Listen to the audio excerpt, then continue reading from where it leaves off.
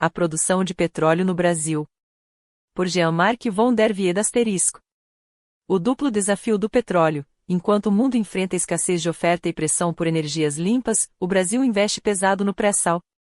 Sila e Caríbdes eram dois monstros mitológicos no tempo da Grécia Antiga. Viviam no estreito que separa Sicília e a Península Italiana e ameaçavam os navegadores com ventos e correntes marinhas violentos, levando-os a se chocarem com os rochedos de um lado ou outro da passagem. O mito foi esquecido por muitos, mas a expressão ficou na linguagem de muitos países para designar situações de dupla ameaça.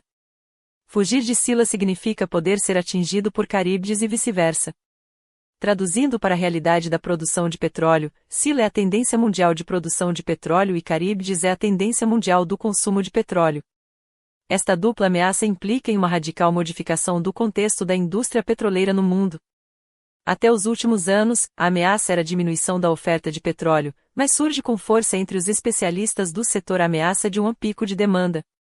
O debate sobre o pico da produção de petróleo, conhecido internacionalmente por peak oil, começou nos anos 1950 com a previsão do geólogo americano King Hubert, indicando que a produção americana, então uma das maiores do mundo, chegaria ao máximo no ano de 1970 quando iniciaria um descenso contínuo. Explicando para os não especialistas, todo poço de petróleo tem uma vida bem definida cuja duração depende do tamanho das reservas do poço explorado, da velocidade da extração, da tecnologia utilizada e da relação entre os custos operacionais e os preços do produto no mercado. Depois de um tempo, ao ser alcançada a exploração da metade da reserva útil, o que pode ser extraído com lucro, a produção começa a cair até se tornar economicamente inviável. Usa-se no setor as expressões de poços maduros e de poços em senescência. Estendendo o conceito para o conjunto dos poços de um país, no caso citado os Estados Unidos, King Hubert avaliou a evolução dos poços em produção e a evolução das descobertas de novos poços e de seu potencial para mostrar que haveria uma tendência de queda contínua de oferta a partir de um pico em 1970. Chegar a um pico não significava uma interrupção brusca do fornecimento, mas uma queda paulatina inevitável. O pico de Hubert ocorreu precisamente no ano indicado. No entanto, a explosão dos preços do petróleo em 1973 e a criação da OPEP, Organização dos Países Produtores de Petróleo, permitiu que a indústria americana de petróleo pudesse esticar a exploração dos poços maduros e em senescência por mais tempo, já que os custos maiores nesta operação de raspar o fundo do tacho ficaram, por algum tempo, abaixo dos preços de mercado. King Hubert fez o mesmo cálculo para o resto do mundo e previu um pico mundial de produção no ano 2000. Este pico não ocorreu e a produção de petróleo continuou em ascensão depois daquela data, levando muita gente a crer que a ameaça de um pico mundial era incorreta.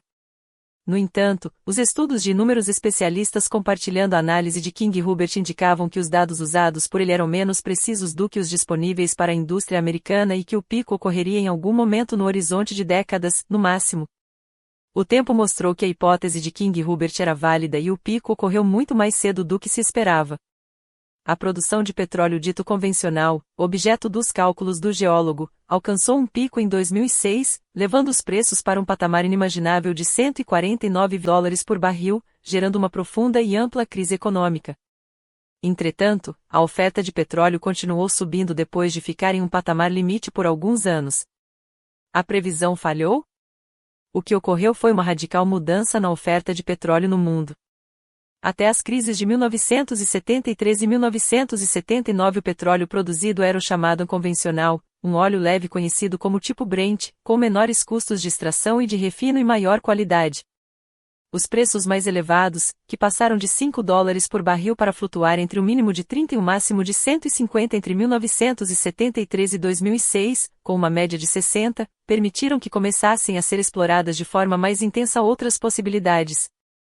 Primeiro o petróleo convencional encontrado em alto mar e, mais tarde, contribuição brasileira, o encontrado em águas ultraprofundas e sob camadas de sal do fundo do mar, o pré-sal. Por outro lado, muitas empresas se voltaram para a exploração de petróleo de xisto, Estados Unidos, e das areias betuminosas, Canadá. Estas possibilidades eram bem conhecidas, mas só se tornaram viáveis com os preços mais elevados que dominaram o mercado de petróleo na segunda metade da primeira década deste século. A oferta de petróleo, a partir da segunda década deste século, passou a ser garantida pelo óleo dito pesado, sendo que a produção americana garantiu, sozinha, a cobertura entre a demanda sempre crescente, o estancamento da produção convencional de petróleo leve e o constante fiasco na busca de novos poços. Isso ocorreu com o enorme subsídio do governo americano, combinado com um aumento em 54% da eficiência da extração do óleo de xisto com novas tecnologias. Registre-se que nada disso se garante sem um preço superior a $60 o barril, tanto para a extração do convencional em águas profundas como os óleos pesados ou o de xisto. O debate sobre um pico da oferta de petróleo foi posto de lado ao longo da década de 2010, com otimismo contaminando tanto os produtores de petróleo como os consumidores. Mas já no final da década começaram os sinais de que um pico geral dos óleos combustíveis estava próximo. O primeiro sinal foi a rapidez com que os poços americanos foram se esgotando, obrigando a investimentos em novos poços em um ritmo frenético. Por outro lado, a indústria americana teve que encarar custos crescentes e lucros estagnados ou em queda a partir de 2018, levando especialistas a preverem um pico, alguns em 2025, outros em 2030, inexorável. Apenas a Agência Americana de Energia esticou a previsão para 2035. As reservas de óleo das areias betuminosas de Alberta, no Canadá, são bem maiores do que as estimativas para o petróleo de xisto americano, mas este petróleo é, de longe, o mais caro e o de pior qualidade. Para piorar o quadro da oferta de petróleo, a década passada mostrou que os picos do petróleo convencional foram ocorrendo em vários países grandes produtores, notadamente na Rússia e na Arábia Saudita, segundo e terceiro maiores produtores do mundo. No momento presente, as previsões de vários players do negócio do petróleo vão se multiplicando para apontar o risco de uma quebra de oferta. A Agência Internacional de Energia calcula que ela vai ocorrer em 2030, a empresa francesa Total na segunda metade da presente década e a revista especializada Rystad International em 2035. Os únicos a manter o discurso da oferta suficiente no médio prazo são os dirigentes da OPEP, colocando um horizonte de segurança até 2050. As únicas boas notícias neste quadro vêm do Brasil. A Petrobras anunciou estes dias uma nova descoberta que pode ampliar as reservas brasileiras entre 50% e 70%, apenas em um novo campo na região de Santos. Por outro lado, a empresa tem planos de investimento em 51 novos campos, 25 nas margens sul e sudeste, 15 na margem equatorial e 11 em terra firme, totalizando 7,9 bilhões de dólares. Estes novos campos não deverão entrar em produção antes da próxima década, mas o investimento nos campos já próximos de exploração ou em exploração está orçado em 66 bilhões de dólares. O propósito é triplicar a produção exclusiva da empresa, com a entrada em operação de 14 novas plataformas até 2029 para extrair 3,2 milhões de barris de óleo equivalente, petróleo e gás, por dia. Além disso, há ainda a produção em consórcio com empresas privadas e a produção independente destas últimas. Não encontrei previsões para a produção expandida destas últimas, mas elas devem ser significativas e podem levar a produção total do Brasil para perto de 7 ou 8 milhões de boi-dia no final da década. Esta expectativa de aumento de produção no Brasil é importante e pode levar o país, se tudo der certo, para um patamar mais alto entre os países e empresas produtoras de petróleo, colocando-nos entre os 5 maiores. No entanto, sabendo-se que a demanda mundial deve chegar em 2030 a 104 milhões de boi-dia, a oferta do nosso pré-sal não terá capacidade de cobrir as quedas em curso em quase todos os campos convencionais, inclusive os de águas profundas em outros países, e o estancamento da produção do petróleo de xisto nos Estados Unidos. A única alternativa não avaliada até agora para cobrir a demanda é a expansão da exploração das areias betuminosas do Canadá, mas esta possibilidade vai depender de imensos investimentos e de preços do petróleo acima dos $100,00 por barril, o que causaria um impacto gigantesco na economia de todo o mundo. Para concluir esta análise sobre a crise de oferta de petróleo, vou lembrar um dado capital divulgado pela própria AIE. O gasto mundial em subsídios diretos e indiretos para a produção de petróleo é da ordem de $1 trilhão por ano. Não existe melhor indicador do que este para mostrar o quanto esta indústria está desequilibrando a economia internacional, sugando recursos que seriam importantíssimos para financiar um desenvolvimento sustentável e a transição para energias renováveis. Tudo para manter o sistema em produção por mais tempo a preços toleráveis pelos consumidores. A ameaça de Scylla, o pico mundial de oferta de petróleo, parece ser terrível para todo mundo, mas aparentemente um bônus para o Brasil. Resta ver agora a ameaça de Caríbdes, o pico de demanda. Segundo alguns avaliadores, entre eles a Associação Internacional de Energia, que foi por muitos anos uma representação dos interesses da indústria do petróleo, a demanda de combustíveis fósseis vai ter um pico em 2030 e a multinacional British Petroleum, em 2025, isso mesmo, neste ano. No entanto, prevalece na grande maioria das avaliações que o movimento de substituição dos combustíveis fósseis por energia eólica e solar, embora tenha dado um salto espetacular nos últimos 5 anos, mal e mal cobriu uma parte do aumento total de consumo de energia no período. Há uma redução perceptível neste consumo apenas nos países da União Europeia, no Japão e, em menor escala, nos Estados Unidos.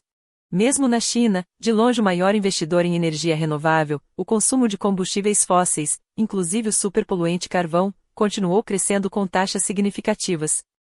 Por outro lado, quase todos os países que se comprometeram a reduzir as emissões de gases de efeito estufa no Acordo de Paris ficaram longe de cumprir as metas e as emissões cresceram significativamente nos países em desenvolvimento.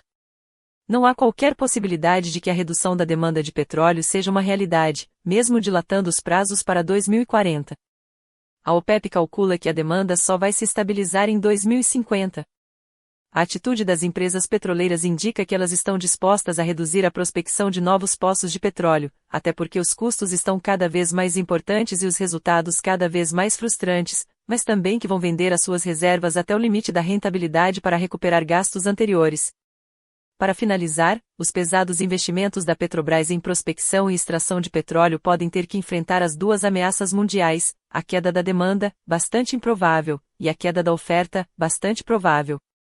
No primeiro caso, se o mundo reagir a tempo às ameaças do aquecimento global e investir pesadamente na substituição do uso dos combustíveis fósseis por energia renovável e com baixa emissão de gases de efeito estufa, a demanda de petróleo, e seus preços, vão cair e todo o investimento na expansão da nossa oferta vai virar um mico. No segundo caso, apesar da Petrobras ser privilegiada por preços mais elevados provocados pela carência mundial de petróleo, quando seus novos poços vão entrar em produção na primeira metade da próxima década, o impacto do déficit mundial de produção de energia vai provocar um caos na economia e um pesado freio na globalização, em particular pela pressão de custos sobre o transporte de mercadorias. Poderemos sobreviver nesta situação? A nossa vantagem relativa vai nos ajudar a fazer uma transição? Faz sentido nos empenharmos em aumentar a produção de petróleo e das emissões de gases de efeito estufa, torcendo para que o mercado continue em demanda crescente? Estas perguntas são respondidas positivamente por todos os defensores de uma Petrobras 2.0, mas ela ignora o outro problema capital para o futuro da humanidade, a emergência climática provocada pelo aumento das emissões mundiais de gases de efeito estufa, provocadas pelas emissões oriundas sobretudo pelo uso de combustíveis fósseis, inclusive as nossas. Jean-Marc von der Wiede, é ex-presidente da UNE, 1969-71. Fundador da Organização Não Governamental Agricultura Familiar e Agroecologia, ASTA. Fonte e referência: A Terra é Redonda.